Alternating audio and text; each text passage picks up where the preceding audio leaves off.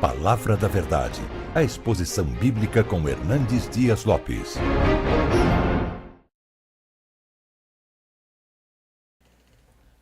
Irmãos amados, vamos então ler a Palavra de Deus.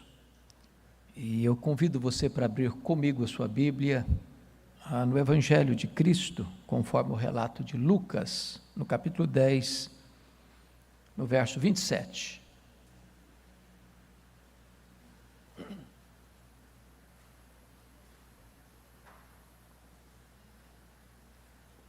Lucas 10, 27.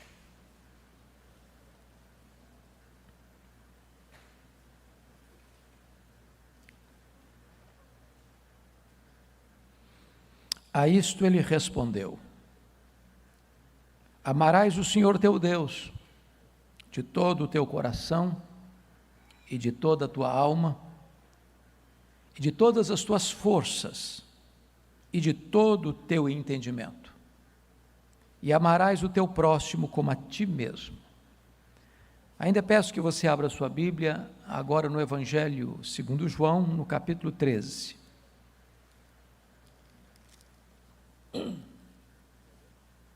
Versos 34 e 35. Novo mandamento vos dou, que vos ameis uns aos outros, assim como eu vos amei, que também vos ameis uns aos outros. Nisto conhecerão todos que sois meus discípulos, se tiverdes amor uns aos outros. Finalmente, abra comigo João 17, o último versículo, versículo 26.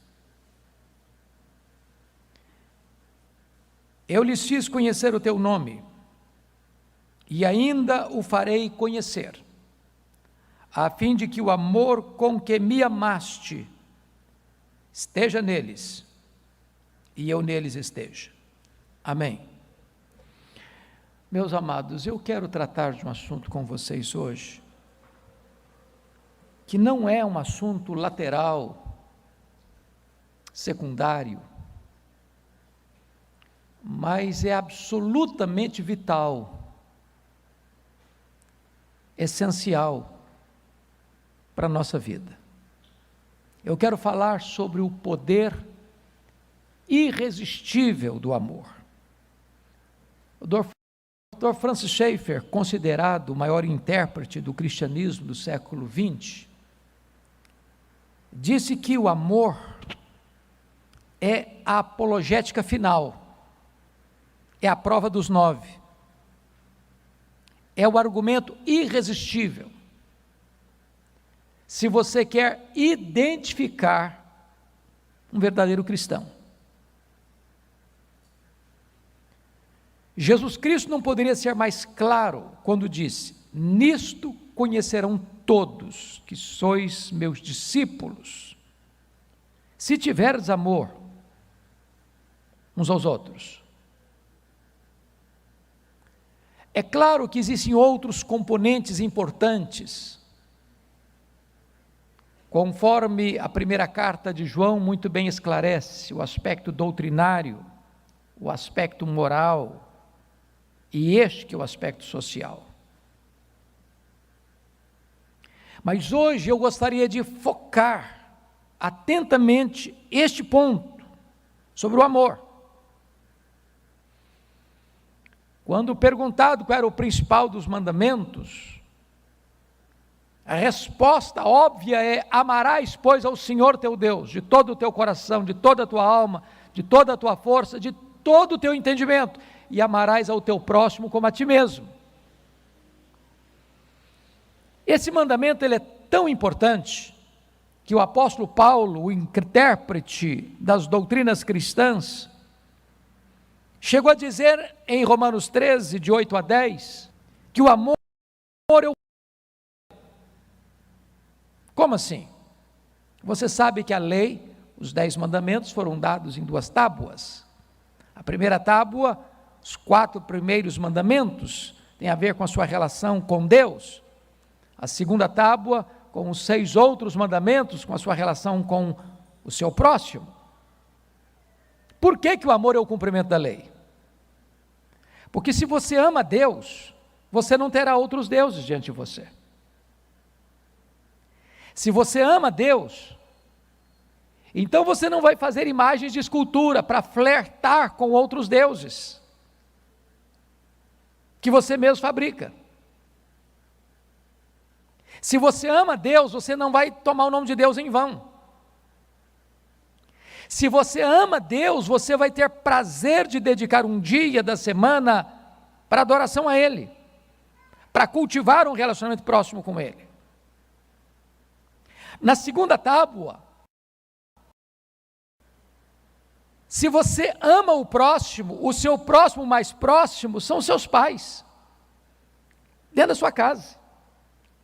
Então, se você ama o seu próximo, você respeita pai e mãe, obedece pai e mãe. Se você ama seu próximo, você valoriza a vida dele, você não mata. Se você ama o seu próximo, você respeita a honra dele, você não adultera. Se você ama seu próximo, você respeita as propriedades privadas, os bens que ele tem, você não furta. Se você ama seu próximo, você respeita o nome dele, você não difama. Se você ama seu próximo, você não cobiça o que ele tem. Então, o amor é o cumprimento da lei. O doutor Juan Carlos Ortiz, num de seus livros, disse que o amor é o sistema circulatório do corpo de Cristo. De tal maneira que você, como um crente, você é conhecido como discípulo para o mundo, muito mais pelo amor do que por outras convicções que você possa ter. Quando o apóstolo Paulo, escrevendo as suas cartas às igrejas, e você pode notar isso na maioria das cartas, ele definia a maturidade das igrejas com 3 virtudes: fé, esperança e amor. E em 1 Coríntios ele destaca que dessas 3 virtudes essenciais do cristianismo, o amor era o mais importante, por uma razão. Lá no céu nós não vamos precisar nem de esperança, nem de fé. Mas o amor vai ser o clima do céu. Vai transcender ao tempo. Vai reinar na eternidade. Paulo chegou a dizer em 1 Coríntios que este amor, ele é superior aos dons espirituais. Este amor tem predicados importantes, ele é paciente, é benigno, ele não arde ciúmes, ele não se ufana, nem se soberbece, não se conduz inconvenientemente, não se exaspera, não se ressente do mal, não se alegra com a injustiça, mas regozija-se com a verdade, tudo crê, tudo espera, tudo suporta, nunca acaba. Ele é mais importante do que falar em outras línguas, do que profecias, do que conhecimento, do que você ser generoso e até mesmo entregar-se para o martírio. É possível as pessoas fazerem o bem para o próximo e a motivação não ser boa, para se auto-engrandecer. Então, eu quero tratar com vocês hoje sobre este momentoso assunto, o amor. Mas por que lemos 3 textos? Porque cada texto lido aborda um aspecto do amor. Então vamos começar com o texto de Lucas 10, 27. Eu chamaria isso aqui de o primeiro grau do amor. É o primeiro nível. E o primeiro nível do amor já nos deixa desarticulados, porque a orientação de Deus é: amarás o teu próximo como a ti mesmo. Vamos parar só um pouquinho aqui. O que é amar o meu próximo como a mim mesmo? É o fazer por ele o que eu faria por mim. Nós cuidamos de nós mesmos, nós alimentamos nós mesmos, nós protegemos nós mesmos, nós lutamos por nós mesmos. É correto isso. O apóstolo Paulo chega a dizer em Efésios 5, 29, que ninguém jamais odiou a sua própria carne, antes alimenta e dela cuida. Se você encontra uma pessoa na rua se ferindo, pode interná-la, ela não está bem da cabeça. Então, se você ama o próximo como você mesmo, você faz por ele o que você faria por você. E se nós botarmos o prumo de Deus na nossa vida, vamos chegar a uma conclusão. Nesse primeiro estágio, já nós temos muitas dificuldades de atingir.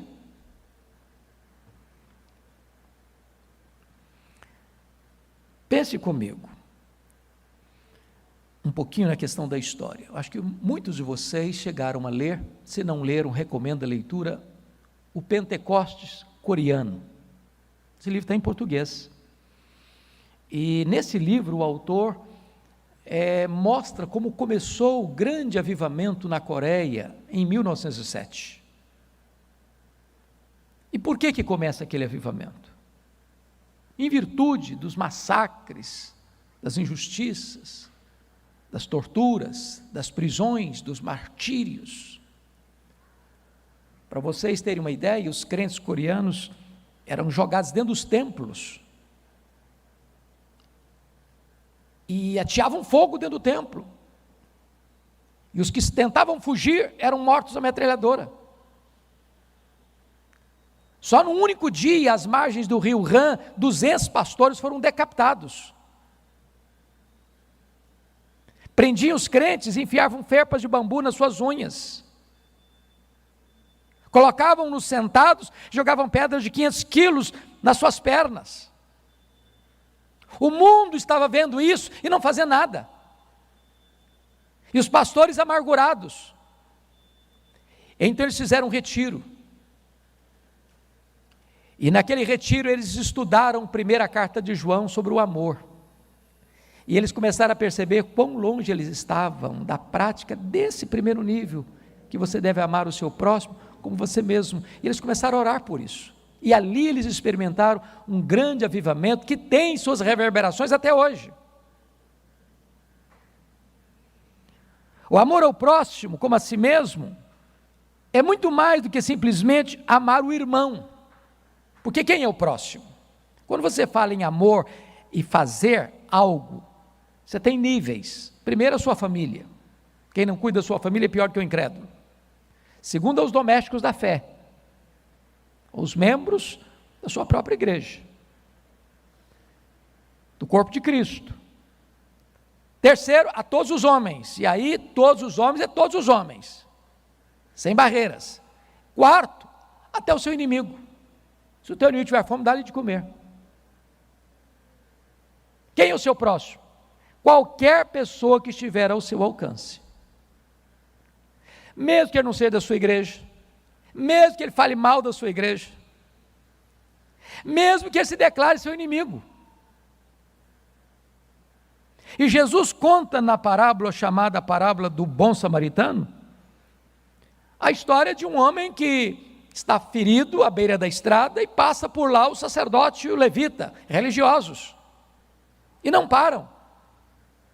Por que não param? Por várias razões, talvez. Primeiro, porque podiam pensar que o assaltante estava ali de espreita. Segundo, porque, sendo eles sacerdotes, se tocassem num cadáver, ficavam impuros. Terceiro, porque ajudar alguém que está numa situação dessa implica em tempo, em recursos, em ameaças e perigos. E eles passaram de largo. Quantas vezes, meus irmãos, o nosso ritual religioso se torna mais importante para nós do que a prática do amor? E Jesus, então, na parábola, coloca o samaritano, que para os judeus eram inimigos de fato, para os judeus eram como que combustível para o fogo do inferno, e quem para é o samaritano. Para, olha, chega perto, pensa as feridas, tira da beira do caminho, leva para a hospedaria, se dispõe a pagar tudo mais que precisar. E Jesus pergunta: quem foi o próximo desse camarada que estava machucado lá na beira do caminho? Quem socorreu? Então, amor não é discurso, amor é ação, amor é prática. Se você ler atentamente os evangelhos, vai notar que Jesus pensa nisso, lá no seu sermão profético de Mateus 25, 31 a 46, Jesus define isso. Naquele dia que ele vai julgar as nações, ele vai colocar umas à sua esquerda e vai dizer assim: apartai-vos de mim, malditos, para o fogo eterno, preparado para o diabo e seus anjos. O que eles fizeram? Não fizeram nada, só deixaram de fazer. Tive com fome, não me deste comer, tive com sede, não me deste beber, estive preso, não foste ver-me, doente, não me visitaste, forasteiro, não me abrigaste. Quando te vimos assim? Todas as vezes que deixaste de fazer um desses pequeninos, a mim o deixaste de fazer. A Bíblia é eloquente dizer: não ame apenas de língua, de palavra, mas de fato e de verdade. Nós estamos num período, por exemplo, de pandemia. É fácil dizer: meu irmão, Deus te abençoe, meu irmão, vá em paz, meu irmão, que Deus te aqueça nesse inverno. Quando tantas vezes a necessidade é de que você estenda a mão e socorra quem não tem pão na sua casa, quem não tem provisão na sua mesa.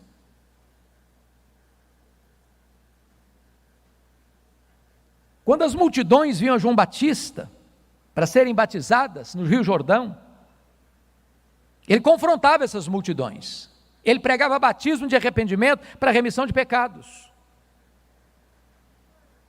E quando as multidões perguntam o que nós vamos fazer, ele respondeu o seguinte: quem tiver 2 túnicas, dê uma para quem não tem, quem tiver comida, faça o mesmo. Eu não tenho dúvidas de que todas as pessoas que estão nesse auditório têm mais roupa no seu guarda-roupa do que precisa. Eu não tenho dúvidas disso. E nesse mesmo momento que você tem de sobra, tem gente tendo falta. Nós vivemos num mundo, irmãos, onde há países que pessoas morrem de fome muito mais do que de Covid-19. Você pega Sudão, você pega Somália, você pega outros países, não só da África, da Ásia. Tem gente morrendo de fome hoje. O problema do mundo não é falta de provisão, é injusta distribuição. Tem gente morrendo de comer, quando tem gente morrendo de fome. E quantas vezes nós não somos solidários? Não temos o coração aberto, não temos a mão aberta, não temos o bolso aberto. E não adianta eu ter um discurso bonito de amor. Amor é prática, amor é ação. O livro Monge Executivo de James Hunter disse uma coisa que me marcou muito. Ele disse o seguinte: você não é o que você sente, você não é o que você fala, você não é o que você promete, você é o que você faz. Você faz. Viktor Frankl, no seu livro Em Busca de Sentido, disse que nos campos de concentração, as pessoas que sobreviveram não foram aquelas que bravamente lutaram para sobreviver, foram aquelas pessoas que, apesar da situação adversa, se empenharam para ajudar outras pessoas a sobreviverem. Então eu queria fazer aqui um desafio para você. Esta igreja está hoje buscando recursos para doar cestas básicas a pessoas necessitadas. Como diz o pastor Jailton, as mais necessitadas. E eu quero encorajar você, meu irmão, a não encolher a sua mão. Você que está aqui nesse auditório e você que está nos ouvindo, nos assistindo. Há muitas pessoas, irmãos, que estão precisando de um braço estendido e não pode esperar. Quem tem fome não pode esperar. As igrejas precisam traduzir o seu discurso religioso hoje em ação, em prática, para socorrer as pessoas que estão precisando de uma ajuda imediata. E isso é amar o próximo, como você ama você mesmo. Mas eu queria partir para o segundo nível desse amor. Peço que você agora vá comigo, abra sua Bíblia aí, em João capítulo 13, 34 e 35. Por que aqui é um segundo nível de amor? Porque Jesus vai dizer: novo mandamento vos dou. E você pergunta: mas como novo mandamento, se esse mandamento já está lá? Por que é novo? Por que Jesus dá esse adjetivo de novo a este mandamento? Por três razões. Primeiro, amar os irmãos agora não é mais amar os irmãos ou amar o seu próximo como a você mesmo. Mas novo mandamento vos dou, que vos ameis uns aos outros, assim como eu vos amei.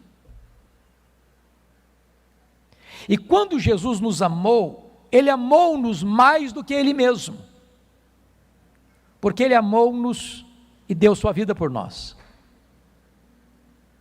Então, chama a sua atenção para três verdades aqui. Primeiro, amar os irmãos como Cristo nos amou é um mandamento novo, em seu perfeito exemplo, como eu vos amei. Este amor aqui não tem limites, ele vai às últimas consequências. Pense comigo na posição de Jesus. Ele tinha glória com o Pai antes que o mundo fosse criado. Ele mesmo foi o agente da criação do mundo. Todas as coisas foram feitas por intermédio dele, e sem ele nada do que foi feito se fez. Então ele, cumprindo um plano do Pai, e voluntariamente ele deixa a glória. Diz Paulo que ele a si mesmo se esvaziou. Ele não foi esvaziado, ele se esvaziou. O transcendente se fez imanente. O Rei eterno entrou no templo. O infinito tornou-se um bebê. Aquele que nem os céus dos céus pode contê-lo, foi colocado numa manjedoura. Ele veio, pisou o nosso chão, bebeu a nossa água, comeu o nosso pão, chorou a nossa lágrima, assumiu o nosso lugar, morreu pelos nossos pecados. Diz a Escritura que ele se fez servo e humilhou-se até a morte, e morte de cruz. Então agora a Bíblia está nos ensinando que eu devo amar como Ele me amou.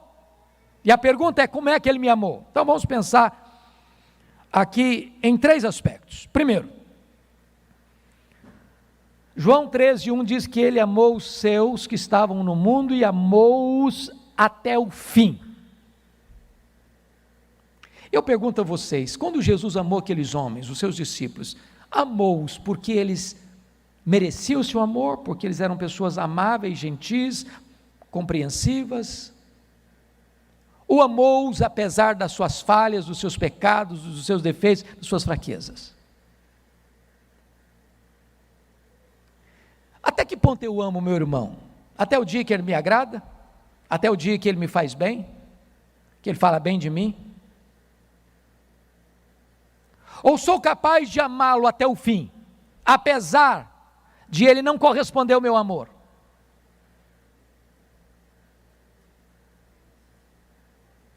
Às vezes o nosso amor, ele tem limites. Eu amo enquanto me é favorável amar. Mas vamos pensar outra coisa. O amor de Jesus foi um amor humilde. Pense comigo lá no cenáculo. Hoje o pastor Jailton trabalhou um pouco na ceia de manhã sobre essa questão lá do cenáculo. Os discípulos estavam à mesa, disputando entre eles quem era o mais importante.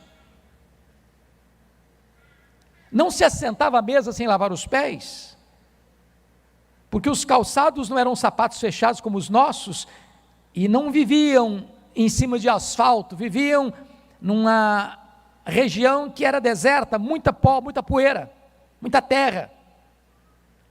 As mesas não eram altas como as nossas, onde você enfia o pé debaixo da mesa, esconde os pés. As mesas eram baixas, você ficava segurando o cotovelo, o seu pé ficava bem perto do rosto da outra pessoa. Lá tinha uma bacia e uma toalha, pronta, mas esse papel era o papel do escravo para lavar os pés, e ninguém queria assumir essa função. Jesus então se levanta da mesa, cinge-se com a toalha, pega a bacia e começa a lavar os pés dos seus discípulos. Você já imaginou essa cena? Eu não estou falando agora de lavar pé no sentido literal, mas até que ponto eu me humilho, desço do meu pedestal para demonstrar meu amor ao meu próximo? Até que ponto eu sirvo desta maneira, de forma humilde? Porque no reino de Deus os valores estão invertidos, irmãos. A pirâmide está invertida.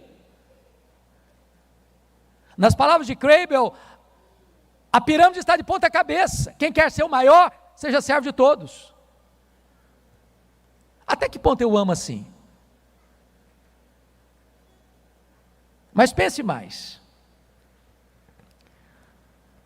A Bíblia diz que nós devemos amar e servir até mesmo o nosso inimigo. Bom, crente não faz inimigos, mas crentes têm inimigos.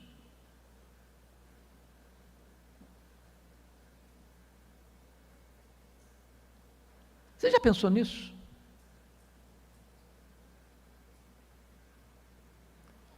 E Jesus está dizendo que vos ameis uns aos outros, assim como eu vos amei. Porventura que quando Jesus nos amou, quando o Pai nos amou porque nós éramos bons?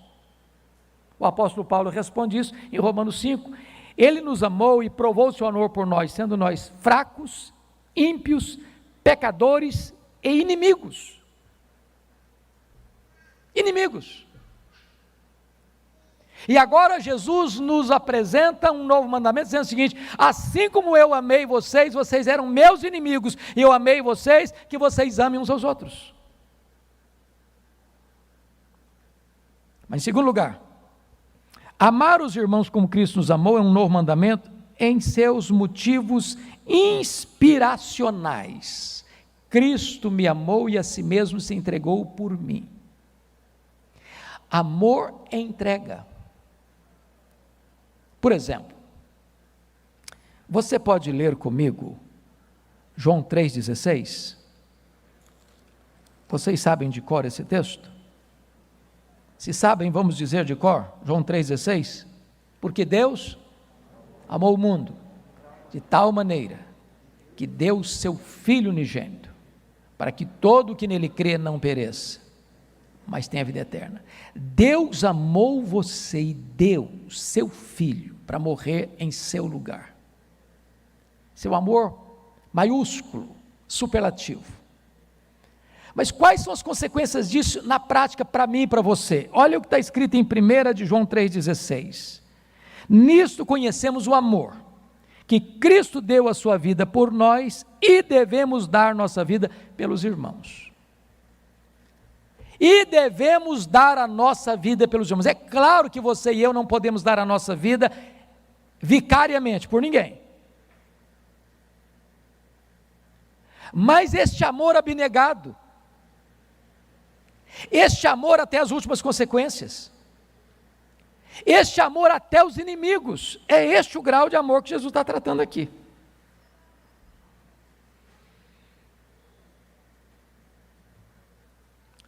Eu acho que todos vocês já ouviram falar do missionário presbiteriano Alexander Duff. Como ele passou seus anos na Índia pregando o Evangelho, e já no final da vida ele retorna ao seu país para encorajar jovens a ir como missionários para a Índia. E quando ele, certa feita, fazia um apelo numa grande assembleia, para que os jovens se levantassem para a obra missionária, ninguém atendeu o apelo. Ele ficou tão triste, decepcionado, que ele teve um desmaio no púlpito. Os médicos levaram-no para uma sala contígua, massagearam o seu peito, ele recobrou suas forças e disse: eu quero voltar ao púlpito. E os médicos disseram: o senhor não pode voltar. Ele falou: mas eu preciso voltar. E ao voltar ao púlpito ele disse: se a rainha da Escócia convidassem vocês para irem para qualquer lugar do mundo, vocês iriam. Jesus, o Rei dos Reis, convida vocês e vocês não querem ir? Vou eu, estou velho, já estou cansado, doente. Pelo menos morrerei às margens do Ganges. E eles vão saber que alguém os amou e se dispôs a levar a eles o Evangelho. Você estaria disposto a doar sua vida? A dar a sua vida? Isto é amor como Jesus nos amou. Esse é o segundo grau do amor. Mas há um terceiro aspecto que vale a pena entender. Amar os irmãos como Cristo nos amou é um novo mandamento em seus gloriosos resultados. Nisto conhecerão todos que sois meus discípulos, se tiverdes amor uns pelos outros. Irmãos amados, as pessoas lá fora não vão saber que nós somos discípulos por sermos reformados calvinistas, por subscrevermos os nossos símbolos de fé. Essa linguagem eles não vão entender. Mas se você amar como Cristo nos amou, isso vai impactá-los. Talvez eles virão para ouvir o que nós cremos e para subscrever o que nós cremos. A evidência, a prova dos 9, a apologética final, que vai nos retratar como verdadeiros discípulos, é se nós amamos, não de palavras, mas de fato e de verdade.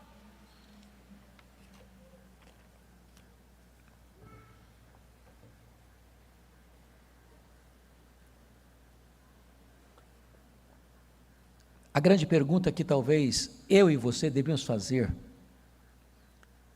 como foi dito hoje de manhã, com relação à ceia, não para você fiscalizar, ou investigar, ou examinar a vida do seu irmão, do seu presbítero, do seu diácono, do seu pastor, mas para você examinar você mesmo.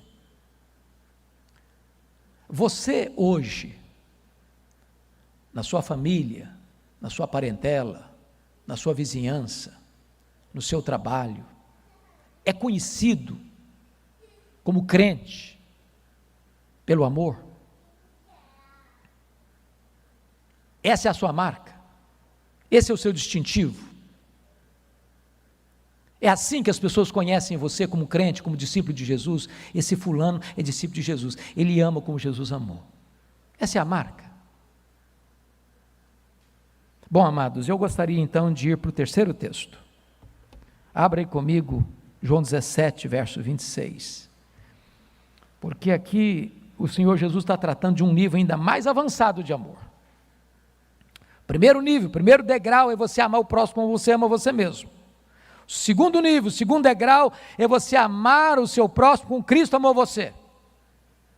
Mas olha comigo o verso 26 agora.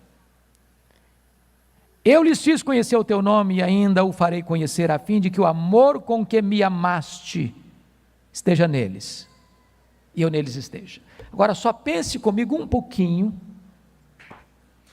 como deve ser este amor que o Pai tem pelo Filho, que a primeira pessoa da Trindade tem pela segunda pessoa da Trindade, e vice-versa.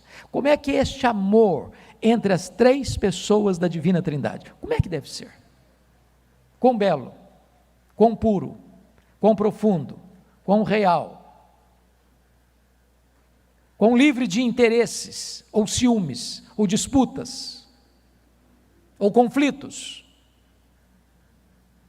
Quando você vê no Antigo Testamento, parece-nos que a figura de Deus Pai é mais proeminente.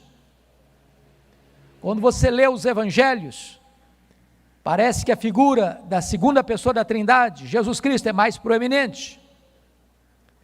Quando você lê o livro de Atos, com o derramamento do Espírito Santo, conduzindo a igreja, parece que o Espírito Santo é mais proeminente, porque ele veio para testificar de Cristo.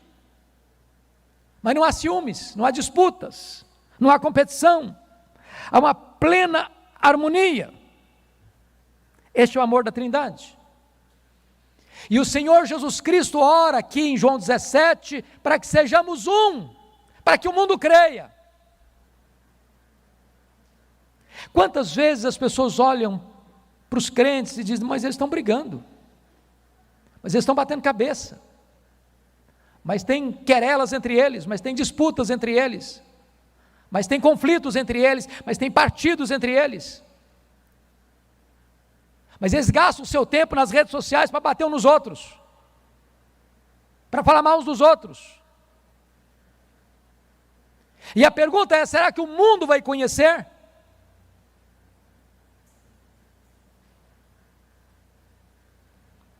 E eu queria concluir contando para vocês duas ilustrações simples, bem singelas, para que esse princípio fique claro. A primeira ilustração eu li num dos livros de Juan Carlos Ortiz. Eu achei, talvez por ser eu da região rural, mais interessante. Talvez para uma pessoa que é urbana, essa ilustração não seja tão eloquente. Mas para quem foi criado na região rural, que trabalhou na região rural, ela é muito eloquente. Ele diz o seguinte: pense comigo num tubérculo, batata inglesa, essa batatinha que todos nós compramos e consumimos, aqui no Brasil e no mundo afora.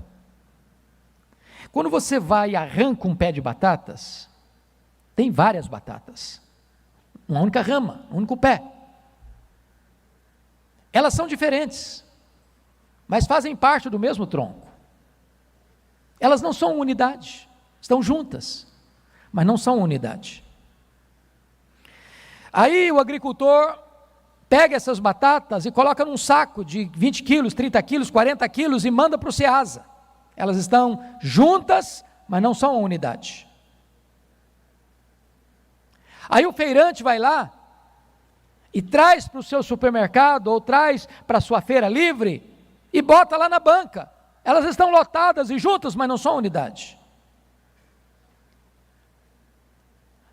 Aí a dona Maria vai na feira para fazer compra para a família e compra lá 1 quilo, 2 quilos dessas batatas, escolhe as melhores, mas tem umas maiores, umas menores, umas mais lisas, outras mais ásperas, e bota na gaveta da geladeira, mas elas não são unidade.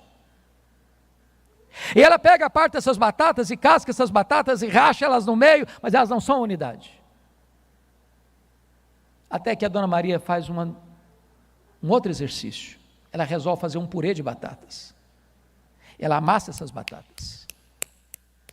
E agora não tem batata grande, não tem batata pequena, não tem batata bonita, não tem batata feia, não tem batata lisa, não tem batata áspera. Agora você não sabe quem é quem. Elas estão todas juntas, misturadas. Agora elas são unidade. Quem sabe nós pudéssemos pensar assim como igreja? Se alguém se alegra, todos se alegram com ele. Se alguém sofre, todos sofrem com ele. A dor do meu irmão é a minha dor, a alegria do meu irmão é a minha alegria. Nós somos juntos, nós somos um. Somos um. E quando a igreja for um, o mundo vai crer que Deus enviou Jesus.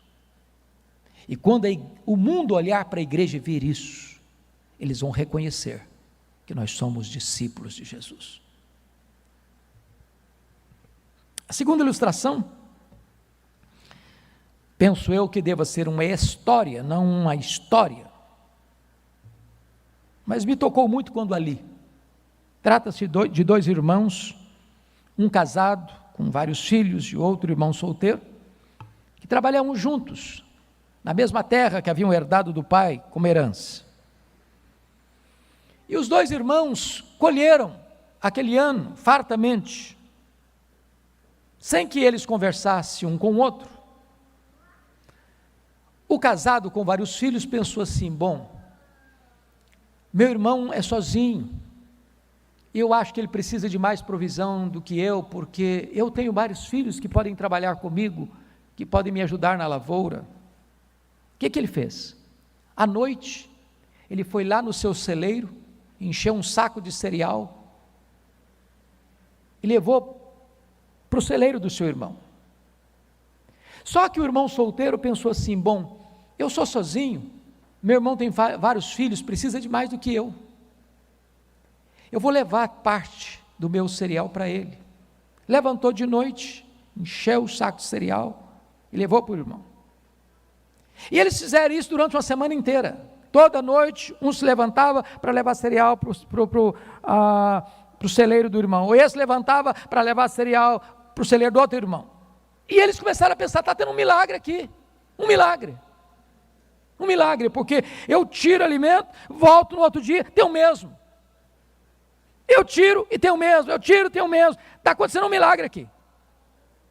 Até que depois de uma semana fazendo isso, os dois se cruzaram, cada um com um saco nas costas. O milagre que estava acontecendo ali era o milagre do amor. Agora diz a lenda, e aí por isso que eu disse que não é história com H, mas história, que seria neste local do encontro dos dois irmãos, é que o templo de Jerusalém teria sido construído. Aí é lenda. Mas não importa. O que importa é a lição moral dessa história. Quem ama, dá. Quem ama, estende a mão, abre o coração, abre o bolso e compartilha. Nisto conhecerão todos que sois meus discípulos, se tiverdes amor uns pelos outros. Amor tão isento de disputas e ciúmes, como aquele amor com que o Pai amou o Filho, e que deve estar presente na sua igreja. Eu queria concluir sugerindo a você, nesta semana, duas coisas. Primeiro, eu não sei se você já deu uma robusta oferta para esta igreja adquirir cestas básicas para distribuir. A igreja não pode fazer desafio fora se a comunidade não atende primeiramente esse chamado. Todos que estão aqui nesse auditório podem e devem contribuir. Quando eu falo contribuir, não estou falando de miséria. Eu não estou falando de quilo de alimento, não, de quilo de farinha, de quilo de açúcar, não. Eu estou falando de uma cesta robusta.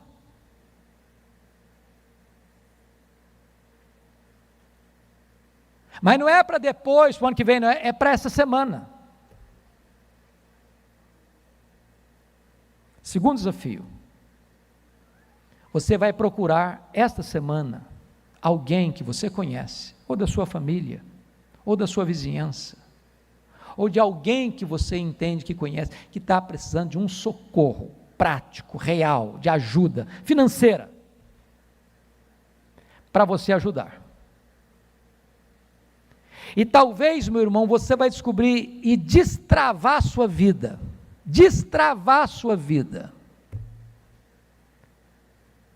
Não tem nada mais revolucionário na vida de um crente do que descobrir o que é generosidade. Do que descobrir que mais bem-aventurado é dar do que receber, e que a alma generosa prosperará.